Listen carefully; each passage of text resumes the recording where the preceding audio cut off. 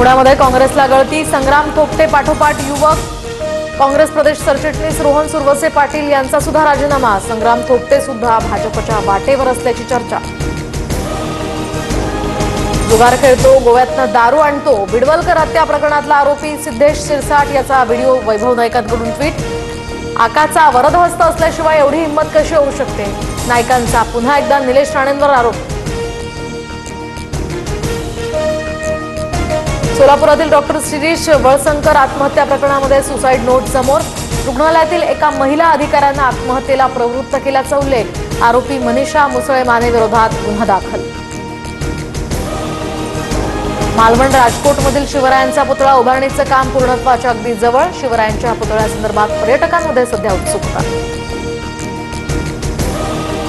पुणे शहराच्या उपनगरांमध्ये टँकरद्वारे पाणी पुरवठा, पाणीपट्टी भरून सुद्धा टँकर माफिया जास्तीचे पैसे घेत असल्याचा नागरिकांचा आरोप। नाशिकमधील दगडफेक प्रकरणी 38 आरोपींना 14 दिवसांची न्यायालयीन कोठडी। धार्मिक स्थळाचं अतिक्रमण हटवण्यापूर्वी झाला होता हिंसाचार। आतापर्यंत 1500 जणांवर गुन्हा दाखल।